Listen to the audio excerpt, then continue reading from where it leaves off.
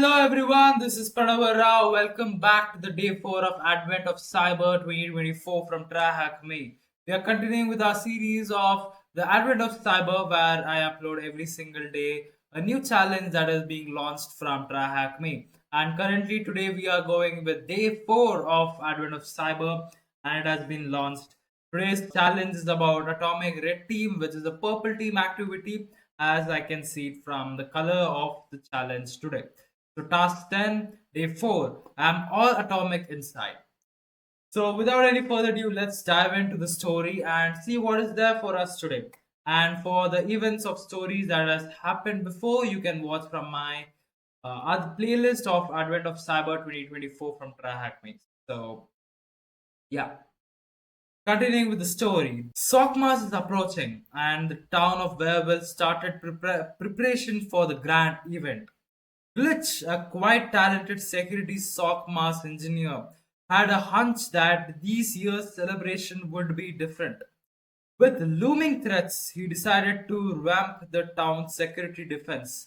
Glitch began to fortify the town's security defense quietly and meticulously. He started by implementing a protective firewall, patching vulnerabilities and accessing endpoints to patch for security vulnerabilities. As he worked tirelessly, he left breadcrumbs, small traces of his activity. Unaware of the glitch's good intentions, the SOC team spotted anomalies, logs showing admin access, escalation of privileges, path systems behaving differently, and security tools triggering alerts. The SOC team misinterpreted the system modifications as a sign of an insider threat or a rogue attacker and decided to launch an investigation using the Atomic Red Team framework. So today's learning objective is learn how to identify the malicious techniques using MITRE attack framework. Learn about how to use atomic red teams tests to conduct attack simulation. Understand how to create alerting and detection rules from attack tests. So connecting to the machine, let's look at what it all is required for today's challenge. Do I need to start the VM today? It says yes. We don't need the attack box, but let's start the virtual machine. Is there a split window screen available? Okay. Am I given credentials to connect directly? Yes. Okay. So, oh, okay. She is featuring today's video. That's nice. Amazing. I'm going to watch the video later, not now. Okay. So let the machine boot up. So till then, let's continue what is there in today's section. Okay. Detection gaps. While it might be the utopian dream of every blue team teamer, we will rarely be able to detect every attack or step in an attack kill chain. This is a reality that all blue teamers face. There are gaps in their defense, but worry not. These gaps do not have to be the size of black holes. There are things we can do to help make these gaps smaller. Detection gaps are usually for one of the two main reasons. Just my personal opinion. The thing is with the blue teamers is that for a red teamer, it's all about finding that one vulnerability in the system. But whereas when it comes to a blue teamer, it's about detecting all the possible attack vectors in a particular system, which makes it very difficult. So it is those small holes as a blue teamer which you need to be focused on and try to be detecting. But for us a red teamer, it's all about finding that one vulnerability, finding that one misconfiguration, finding that one hole in the system which could compromise it. So that's what is the main drawback, or I don't call it a drawback, it's a difficulty as a blue teamer. Coming back to the today's challenge, security is a cat and mouse game. As we detect more, the threat actors and red teamers will find new sneaky ways to thwart our detection. We then need to study these novel techniques and update our signature and alert rules to detect these new techniques. That's what I said. That's what I meant with my thought. The line between the anomalies and the expected behavior is often very fine and sometimes even has significant overlap. For example, let's say we are a company based in US. We expect to see almost all of our login come from IP address in the US. One day we get a login IP address in the EU, which would be an anomaly. However, it could also be our CEO traveling for business. This is an example where normal and malicious behavior intertwine, making it hard to create accurate detection rules that would not have too much noise, which is actually right. Okay, so I guess we have Windows system here. As I can see, the recycle bin. Let me open this in full screen view. Before that, let me make sure I exit from my full screen here and then open this in new tab. Okay, so while that is loading, let me end the split screen here. Yeah, so we are able to see this Windows system. Let that be. Let's go through the description. Blue teamers constantly refine and improve their detection routes to close the gaps they experience due to two reasons mentioned above. Let's take a look at how this can be done. Cyber attacks and kill chain. Before diving into creating new detection rules, we first have to discuss some key topics. The first topic is to discuss is the cyber kill chain. All cyber attacks follow a fairly standard process, which is explained quite well by the unified cyber kill chain, which is initial reconnaissance and then initial compromise, establishing foothold, escalating privileges, then internal recon, moving laterally and maintaining persistence and escalating privileges, all those things, and complete machine. So this is typically a view how you would perform a red team activity or as a target. If you have a client, the way how you're going to be approaching of compromising them, it would always be first to perform some reconnaissance. It can be active or passive reconnaissance. First is to have a lot of information about your target, what you're dealing with, why are you dealing with, how are you going to be dealing with the situation, all those things. Then you are going to perform initial scans and then try to get some initial foothold. So initial compromisation, like small access, like talking to the employees, building a connection with the employees of your target's organization, or trying to interact with one of the help desk members, or trying to somehow get an initial environment into your attack chain.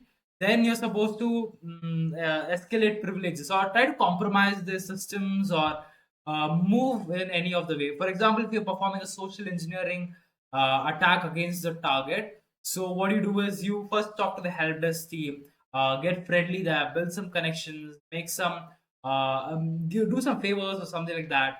Then with that connection, you're going to be talking to their manager and then build some connections with their managers. It's like moving laterally and escalating your privileges depending upon where you're trying to go. It can also happen with the system level where you might get a access to one of the low privileged user from the organization who is inside the Active Directory network and all those things.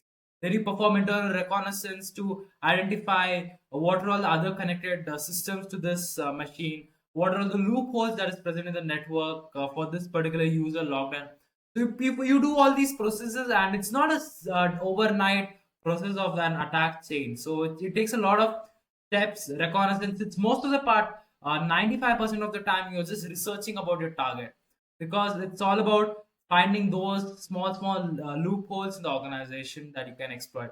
So that's what they've given here. It's a loop. You form a cycle chain where you move laterally, parallelly, escalating privileges, all those things, and then somehow compromise the system. It's also about maintaining persistence where you don't want to get caught in between and your entire project goes in. So you have to stay under the hood, under the radar, and then perform your activity. That's what they've described it here. So as a blue teamer, it would be our dream to prevent all attacks at the start of the kill chain. So even just when the threat actor starts their reconnaissance, we already stop them dead in their tracks. But as discussed before, this is not possible. The goal then slightly shifts slightly. If you are unable to fully detect and prevent a threat actor at any one phase of the kill chain, the goal becomes to perform detection across the entire kill chain in such a way that even if there are detection gaps in a single phase, the gap is covered in a later phase. The goal is therefore to ensure we can detect the threat actor before the very last phase of a goal execution. yeah, as a person who is trying to detect and look at what is happening as an attacker, like the perspective of an attacker, it's really important that you try to stop them somewhere in between the kill chain of cyber threat, right? So if even if you cannot identify them during the process of reconnaissance, you try to stop them when they're trying to get their initial foothold. I mean, it's really difficult to stop anyone with the reconnaissance phase. It depends on his skill set actually. Like if you're performing a passive reconnaissance, just browsing there in their website, trying to build some connections in LinkedIn, all those things. So it is not usually suspicious, but yeah, later on the phases with automated tools, you can try to stop attacker with privilege escalation and all those things. MITRE ATT&CK, a popular framework for understanding the different techniques and tactics that threat actors perform through the kill chain in the MITRE ATT&CK framework. The framework is a collection of tactics, techniques, and procedures that have been seen to be implemented by real threat actors.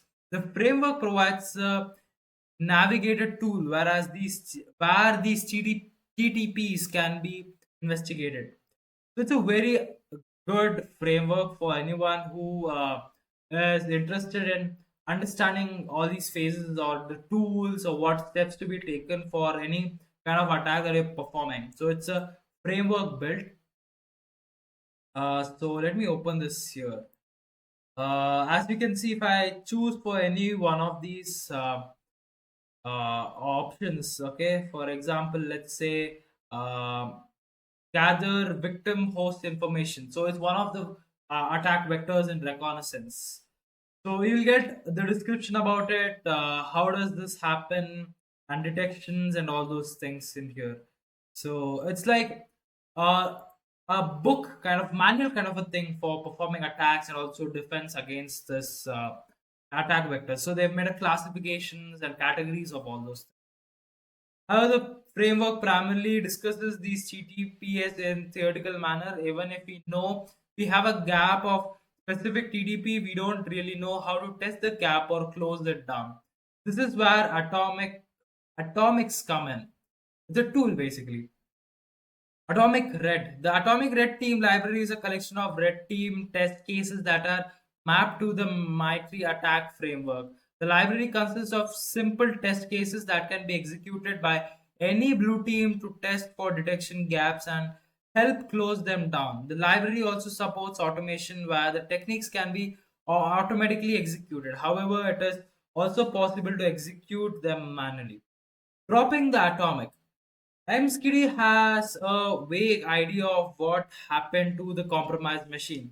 It seems someone tried to use the atomic red team to emulate an attack on one of our systems without permission. The preparator also did not clean the test artifacts. Let's have a look at what happened. Running an atomic. MSKD suspects that the supposed attacker used the MITRE attack techniques, this ID, spear phishing with an attachment. Let's recreate the attack emulation performed by the supposed attacker and then look at the artifacts created.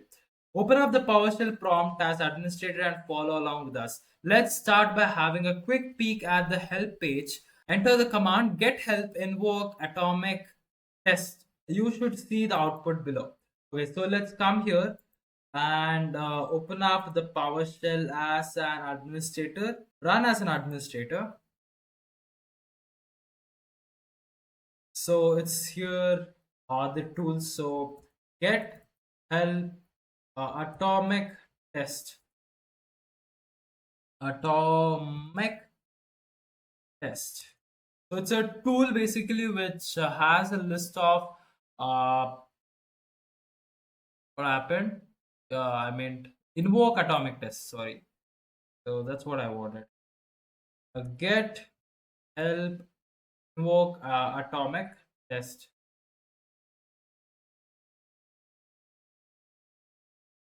So this has a list of what and all can be done. I would just go with what we are given here, so that we'll stick to the scope of today's challenge only. The help above shows only what parameters are available without any explanation, even though most of the parameter names are self-explanatory. That's actually true. Let's have a quick overview of the parameter we will use in this walkthrough. Atomic technique is going to describe what technique is being used, basically using the ID here. So it has a ID given. Every attack vector has been assigned an ID. So it's going to use that. Show details is going to show the details of the test that is included. For example, what does this test particularly do with this ID? It's going to show that. And okay, you know what? Let's try this parallelly. So let me copy this command.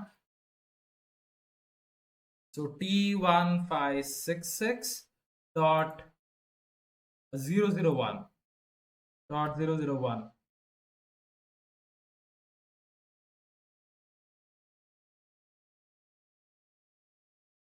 Executing tests, so it shows all the information about it.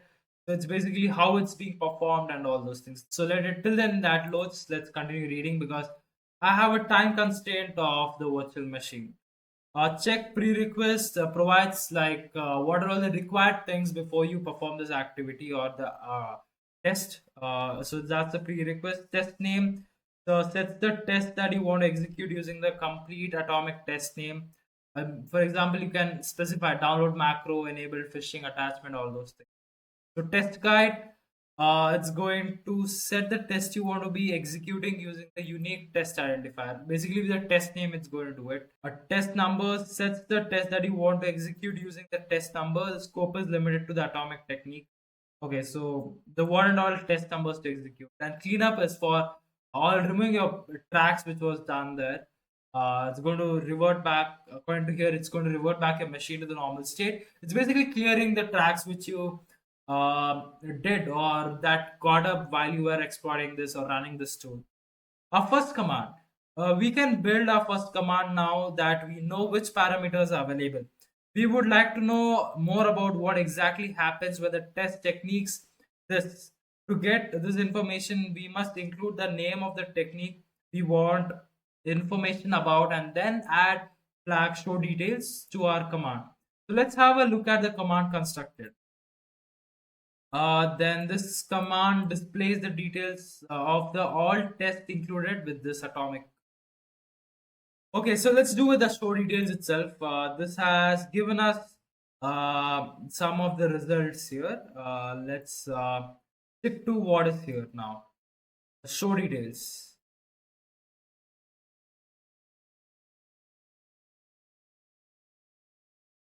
Why is this quite slow? Is it maybe due to a lot of traffic of many users attempting this room? So yeah, okay, and then let's say show details.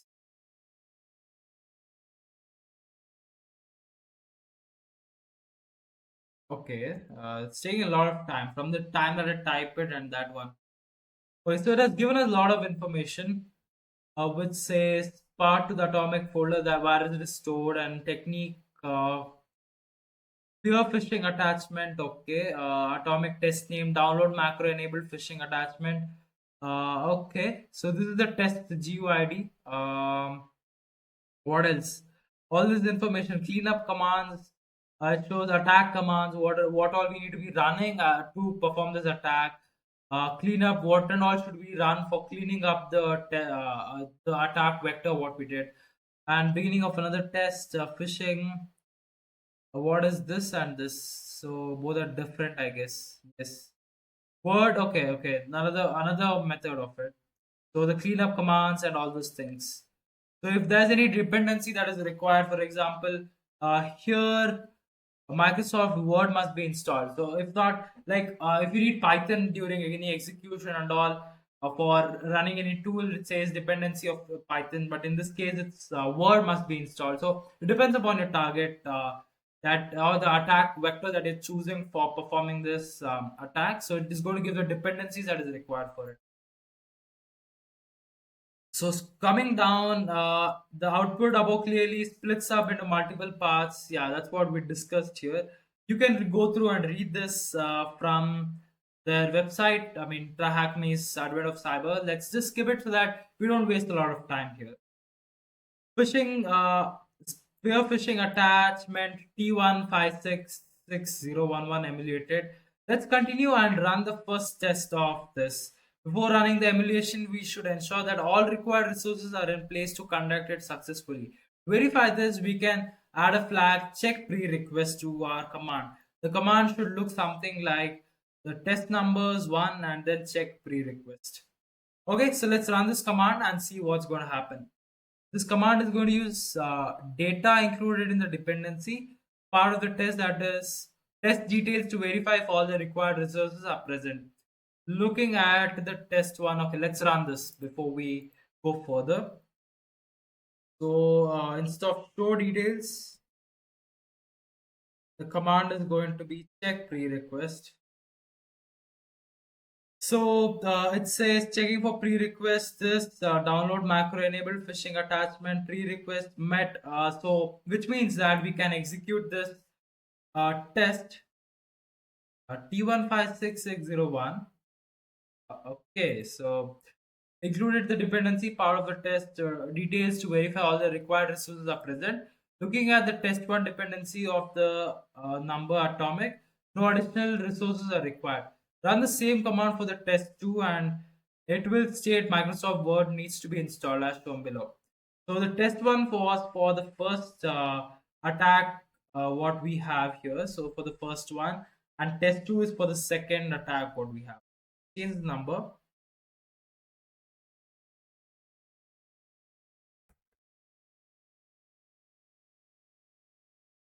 So it says pre-request not met, word spawned, a command shell, and using an IP address in the command line. So Microsoft Word needs to be installed. So it's going to state what are all the missing things that is present in the system that we need to have for running this. Now that we have verified the dependencies, let's continue with the emulation. Execute the following command to start an emulation, and you should get the following output. So let's run it and see what's going to happen. I will remove these check pre-request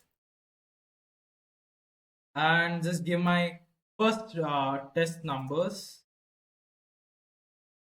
Press enter. So that is executing this test, and it says done executing the test, enabled phishing macro attachment. So it says that yes, this is vulnerable to it. Based on the output, we can determine that test was successfully executed. Now we can analyze the logs in the Windows event viewer to find indicators of attack and compromise. So detecting the atomic. Now that we have executed this atomic, we can look for the log entries that point us to the emulated attack. For this purpose, we'll use Windows event logs. This machine comes with sysmon installed. That's good. A system monitor or sysmon provides us with the detailed information about the process creation, network connections, and changes in the file creation time. Time to make it easier for us to pick up the events created for this emulation. We will first start with cleaning up files from the previous test by running the command invoke atomic test this test number cleanup.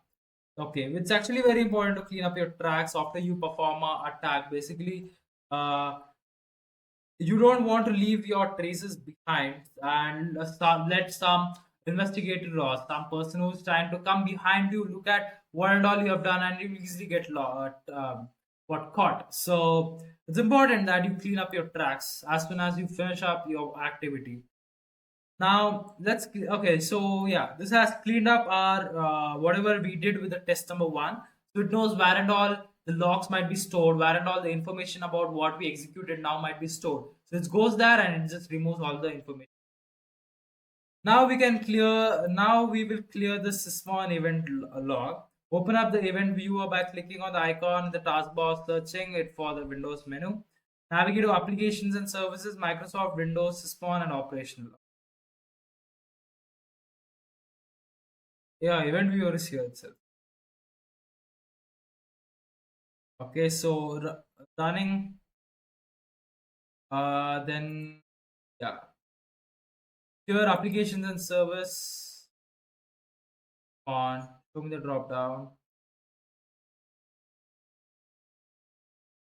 What happened? Event logs. Okay, I guess that's the delay caused by the VM or the virtual that we have. Then it says Microsoft. What else was that?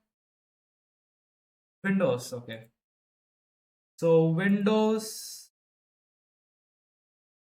and scrolling down, we have Sysmon. Uh,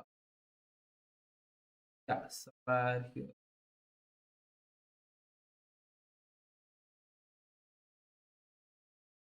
Oh, it's here. Okay, then operational.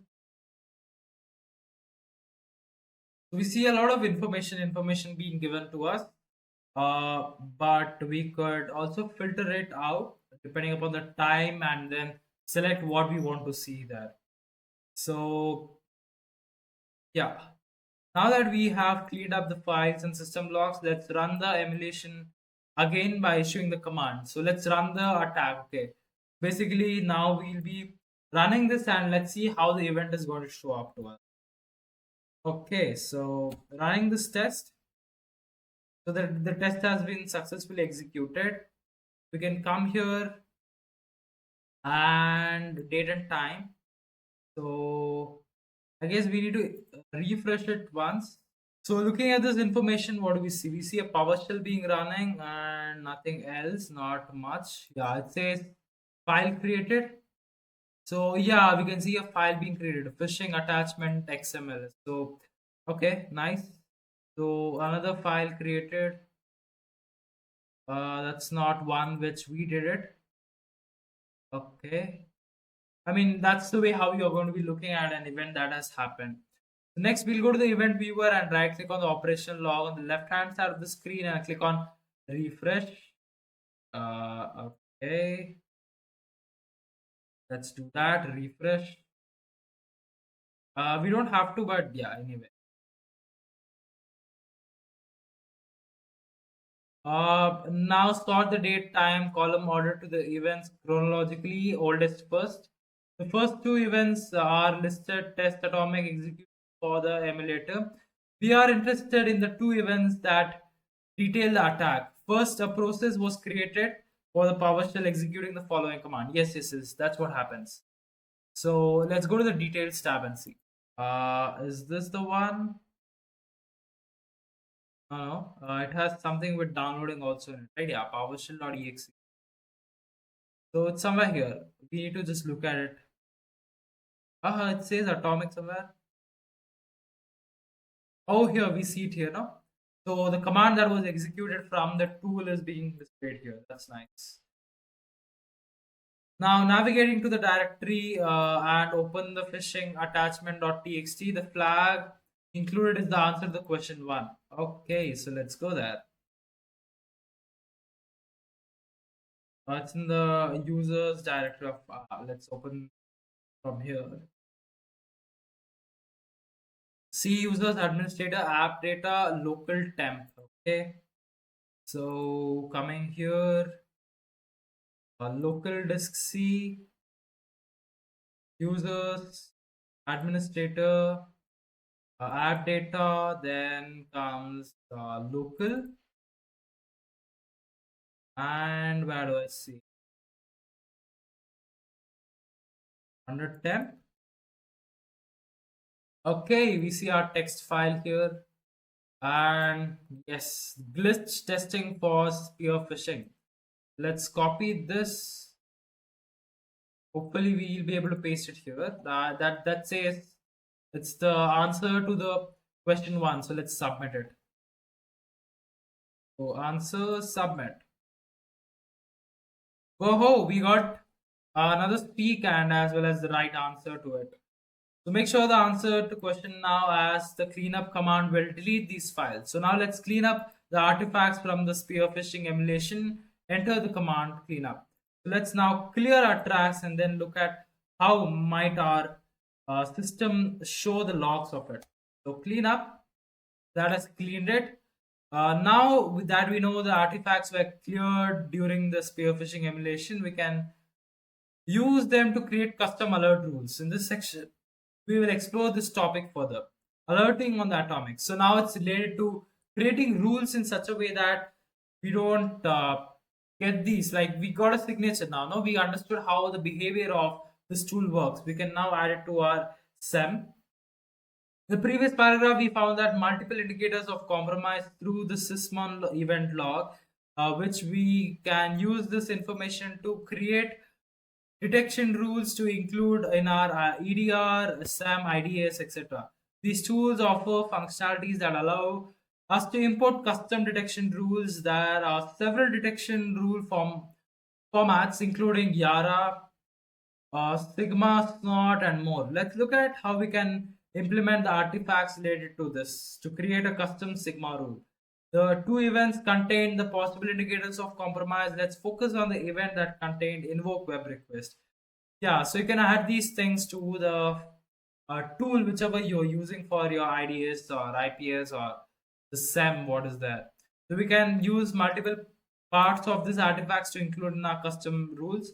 So invoke web request is basically a backend way of downloading things from the internet, and URL is the URL from where the attacker is going to be downloading the malicious files, and phishing attachment.xmls is the malicious payload. Yeah, so whatever payload you want to be running as a file that want to compromise the system, you can even add that name. So if you go to virus total, and most of the time the one which you have downloaded the file name, just by entering that file name in the virus total website, you can see that it is going to be part of malicious malwares or something like that. So combining all these pieces of information, the sigma rule would look like this. Yeah, this is how a sigma rule would look like. Do we have to make this now? The detection part of bad effective, no, we don't have to make. We can clearly the artifact that we discovered during the emulated test. We can then import this rule into the main tool we use for alerts such as yeah, and many more. Now Glitch has shown us his intentions. Let's continue with this work and run the emulation for ransomware. So the challenge of today. As Glitch continues to prepare for the Sockmas and festive werewolf security, he decides to conduct an attack simulation that would mimic a ransomware attack across the environment. He is unsure of the correct detection metrics to implement for this test and asks you for the help.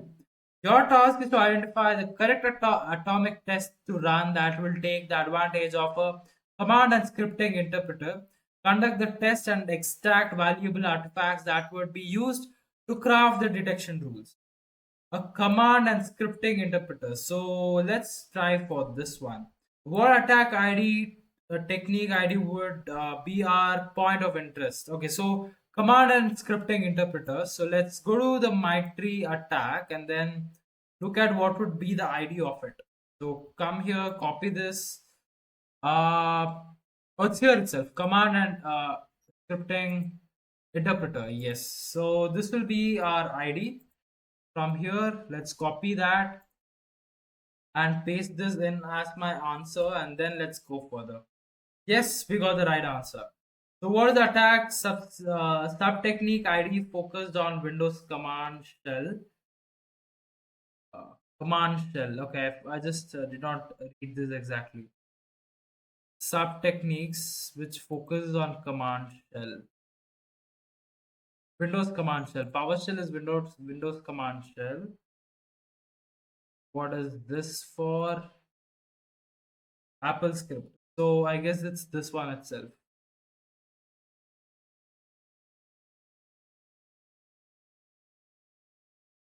Is there extra white space there? Yes.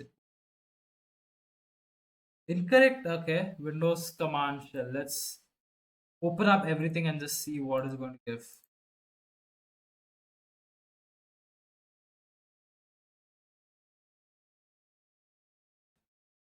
It says Apple script, which is not Windows command shell, which is 003. What is the name of the atomic test to be simulated? So let me clear my window and then just run my above command. Now just have to go to the top of the window to see all the things. The command and scripting Windows command shell this. Now let me read again. What is atomic test to be simulated? Description creates execution simple bash script. Upon the execution, command will briefly launch and run a bash script. Close again. What is our description? What it says? Command and scripting that conducts a test. Mimic ransomware attack. Okay, so what is the beginning of the test? Windows PowerShell for this. Dropping of malicious files to the disk, right? Okay, we could even go for the second one. Windows command shell.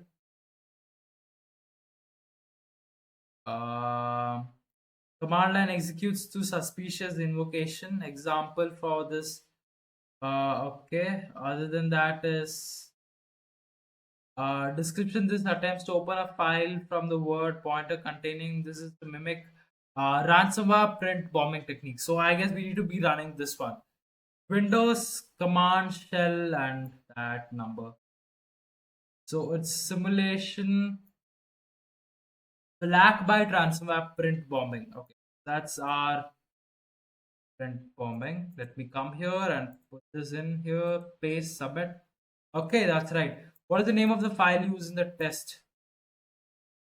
What is the name of the file used in the test? That would you will only get to know after running it, no? So test number 4. Let's run that. Oh no, it's here. It's here. We can get it from here. Where will ransomware.txt?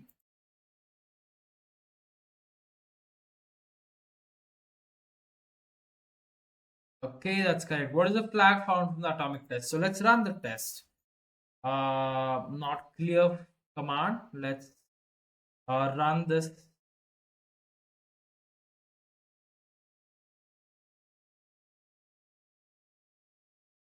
Wait. I forgot to mention. Cancel. Okay. I forgot to mention the ID that I want to run. So test number. That's what it is. We say test numbers. Okay. So test numbers and 4.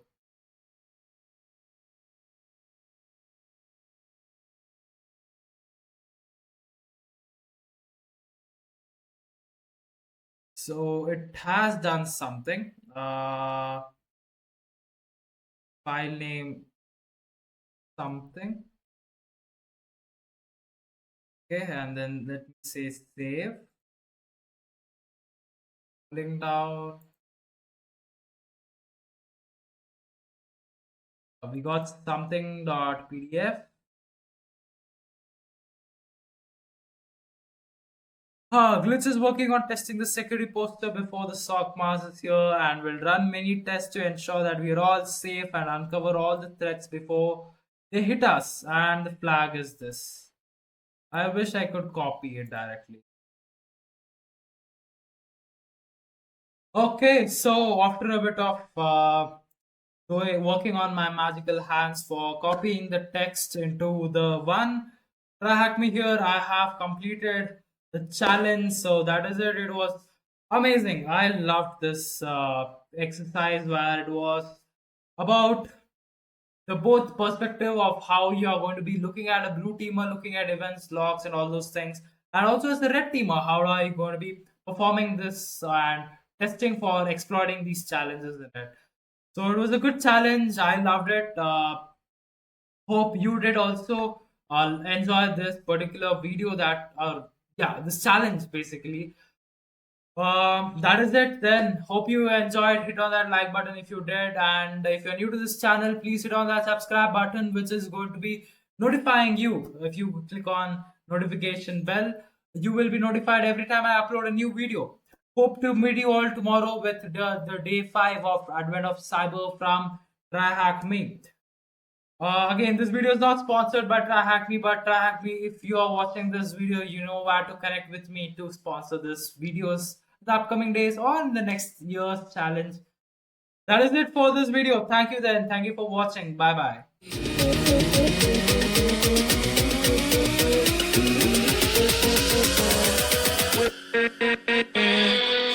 bye.